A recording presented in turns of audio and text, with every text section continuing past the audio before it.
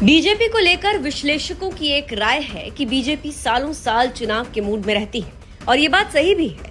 BJP चुनाव नहीं लड़ती बल्कि चुनाव जीने की कला को जीती है। जब दूसरे दल चुनाव आने का इंतजार करते हैं तब बीजेपी अगले चुनाव की तैयारी में जुट जाती है और इस बार भी कुछ ऐसा ही होता दिखाई दे रहा है। साल 2027 अभी दूर लग सकता है, लेकिन बीजेपी की नजरें पहले से ही उस सबसे बड़े राजनीतिक रणक्षेत्र पर टिक चुकी है जिसका नाम है उत्तर प्रदेश। वही उत्तर प्रदेश जो दिल्ली की सत्ता का रास्ता तय करता है, वही उत्तर प्रदेश जहां जीत राष्ट्रीय राजनीति की दिशा बदल देती है और हार बड़े बड़े राजनीतिक समीकरणों को धराशायी कर सकती है। यही वजह है कि बीजेपी ने यूपी विधानसभा चुनाव की तैयारियों के लिए अपने सबसे अनुभवी और भरोसेमंद नेताओं को मैदान में उतारने का फैसला लगभग कर लिया है। खबरें हैं कि पार्टी के शीर्ष नेतृत्व और आरएसएस के बीच लंबी मंथन बैठकों के बाद कुछ नामों पर सहमति बन चुकी है। इनमें सबसे ज्यादा चर्चा दो नेताओं की हो रही है, सुनील बंसल और शिवराज सिंह चौहान। सवाल है कि आखिर बीजेपी को इन दोनों नेताओं की जरूरत क्यों पड़ रही है? क्या पार्टी को यूपी में कोई खतरा महसूस हो रहा है या फिर बीजेपी 2024 के लोकसभा चुनाव में हुए झटकों से सबक लेकर कोई बड़ा गेम प्लान तैयार कर रही है? बात दरअसल यह है कि 2024 के लोकसभा चुनाव में उत्तर प्रदेश ने बीजेपी को यह एहसास करा दिया कि जीत कभी स्थायी नहीं होती। समाजवादी पार्टी और कांग्रेस के गठबंधन ने बीजेपी को कई सीटों पर नुकसान पहुंचाया। कई ऐसे इलाके जिन्हें बीजेपी अपना अभेद किला मानती थी, वहां भी पार्टी को चुनौती का सामना करना पड़ा। यही कारण है कि बीजेपी अब कोई जोखिम लेने के मूड में नहीं दिख रही। सबसे पहले बात करते हैं सुनील बंसल की। अगर बीजेपी के अंदर चुनावी रणनीति का कोई मास्टरमाइंड माना जाता है तो उनमें सुनील बंसल का नाम सबसे ऊपर आता है।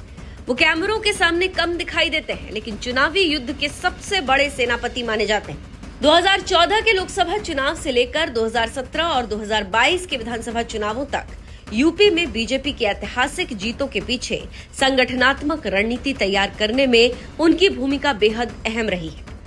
बूथ स्तर तक कार्यकर्ताओं का नेटवर्क तैयार करना हो, जातीय समीकरणों को साधना हो या फिर विपक्ष की कमजोरियों को पहचान कर उन्हें राजनीतिक अवसर में बदलना, सुनील बंसल इस खेल के माहिर खिलाड़ी माने जाते हैं। हाल ही में बंगाल में बीजेपी ने टीएमसी को हराकर सत्ता का स्वाद चखा है। इससे समझ सकते हैं कि कैसे यूपी जीतने के लिए बीजेपी क्या कर रही है।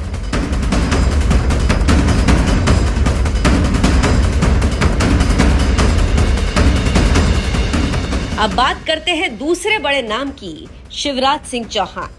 भारतीय राजनीति में शिवराज सिंह चौहान की पहचान सिर्फ एक पूर्व मुख्यमंत्री की नहीं, वे बीजेपी के उन नेताओं में शामिल हैं जो संगठन और सरकार दोनों में समान रूप से स्वीकार्य है।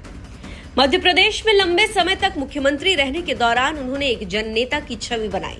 वहीं संगठन में भी उनकी पकड़ हमेशा मजबूत रही। केंद्रीय मंत्री बनने से पहले उन्होंने बीजेपी के सदस्यता अभियान को सफल बनाने में बड़ी भूमिका निभाई।